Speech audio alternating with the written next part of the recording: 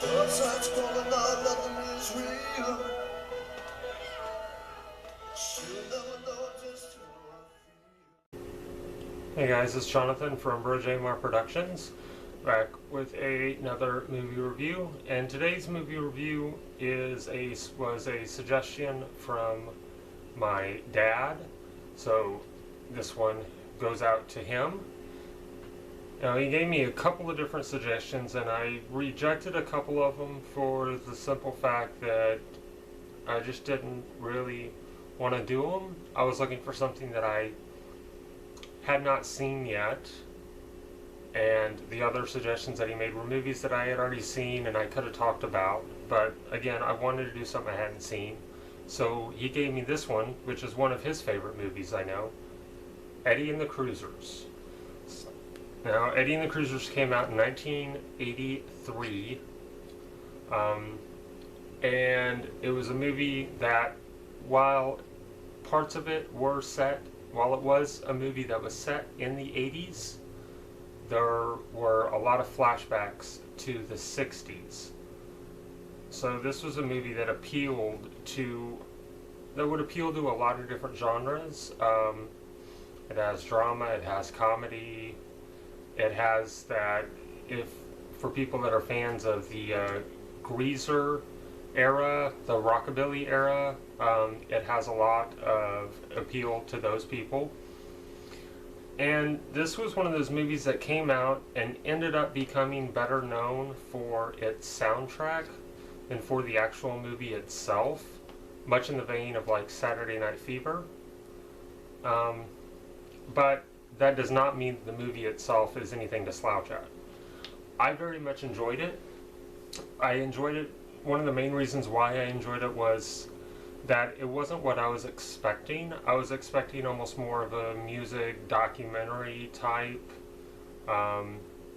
Maybe, actually, I was kind of expecting something almost along the lines of Rockstar, which is, if you've watched our channel, you've known that we recently reviewed, and I was almost expecting that, but this is nowhere near what that was all about. This has a lot of elements of film noir in it, and that's why I liked it. There's almost a mystery going on, and there's a lot of stuff that's almost kind of dark in it, and I really, really enjoyed that aspect of it.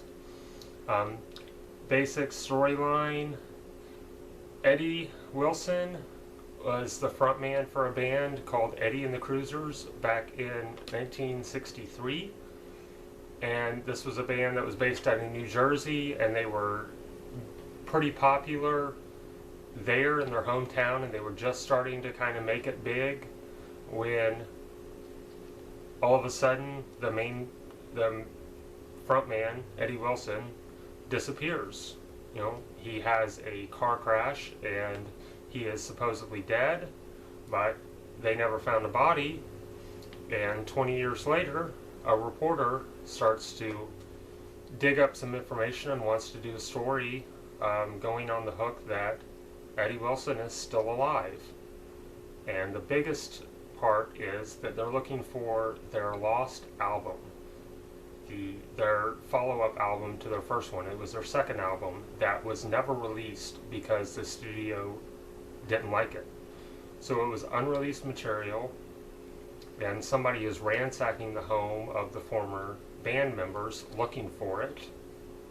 And it's just this whole mystery of, is Eddie still alive? Is he not? Who's doing all this? And it builds kind of slowly at first. The main story is told from the perspective of the keyboardist for Eddie and the Cruisers, played by Tom Berenger, who is, of course, amazing in anything that he's in.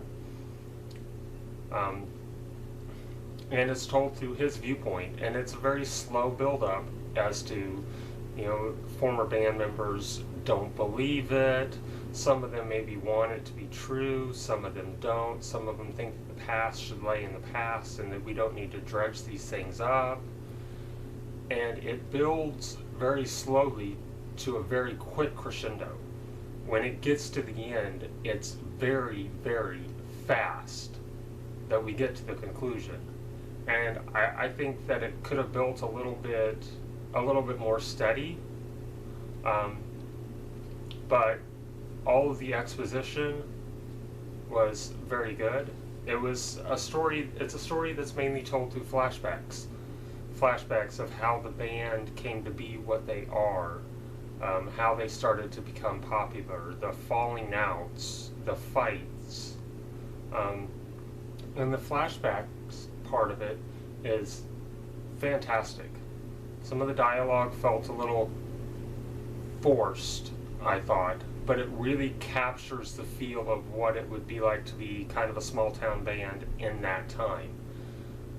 Especially the part where they go to Tom Berenger's college, which is kind of a private school, upper class, stuffy kind of place. And these guys are showing up as this kind of greaser rock band from New Jersey. And they show up to play this college, and it's such a culture shock. But the guys at the people at the college love it. And that's what I would imagine the feel was at the time. There were so many different classes, but music is what brought everything together, and that seemed to really be the point that the movie was trying to make. That music is the cure-all, the thing that binds society together. One of the big things in it is words and music. If words and music are brought together in a good way, then it will change the world. Now, what I didn't like about the storyline, before I move on to something else, I really didn't like the ending. I thought it was disappointing and almost felt a little bit forced. Like maybe not forced, but rushed, I guess is a better way to put it. And I was just a little disappointed at it. I mean, I kind of liked what they did with it, but at the same time, the scene right before the big reveal at the end played so beautifully. The music was great. It felt rushed. It felt dark. It felt very, very mysterious. When they're going to try to find these lost tapes and they find them and they're being followed by somebody. And somebody keeps on calling the house phone of one of the characters. And everything is such a creepy, mysterious atmosphere. And then the reveal finally comes. And first off, it's disappointing that it's not actually Eddie, who is, it's not him. And I don't know, it was just kind of disappointing. Especially because the movie and the film did such a good job of building up, is he alive, is he not alive? And you question, you change your own mind about that aspect of it many times throughout watching the movie. At first you're like, no, he's dead. They say he's dead. And then you're like, well, maybe he could be alive. And then, oh, no, he's definitely dead. And then, you keep on changing your mind and going back and forth. So it built up to a really good mystery, but I thought that the ending just kind of failed to deliver a little bit. Although there is another ending that makes it a little bit more satisfying. But the biggest part about this movie has got to be the music. It's one of those movies that hinges on the music in it. Without it, it wouldn't be nearly as good as it is. Kind of along the lines of American Graffiti. American Graffiti is a decent movie, but without the soundtrack, it's nothing. And this is the same way. Besides the original music that's in it, which, by the way, was performed by John Cafferty and the Brown Beaver Band, and they did a great job of the music and writing it. Some of the songs in it are fantastic. There's also some pretty good 60s mainstays thrown in there, and the score is also very good.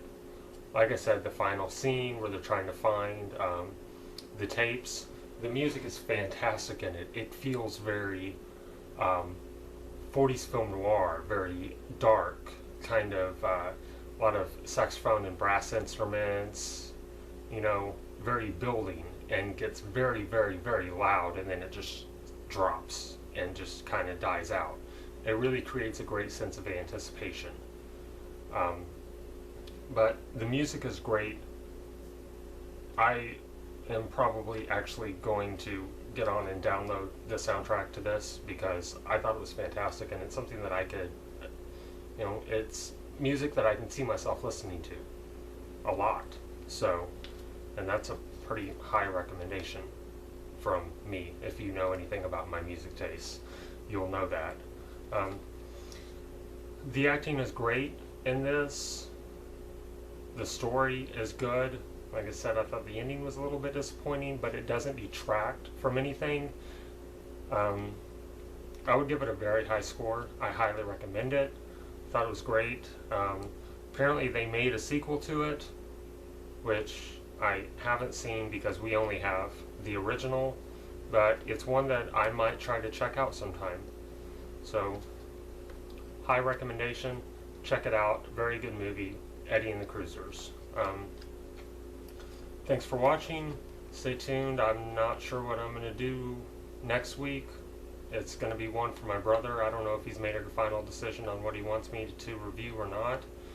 And after that, I think I'm going to get in and start doing some reviews based on movies, based on video games. So look forward to that, guys. Thanks for watching, and see you on the flip side. Out of the shadows, she walks like a dream. Make me feel crazy, make me feel so mean. Nothing gonna save you from a love that's blind. Slip to the dark side across our line. On the dark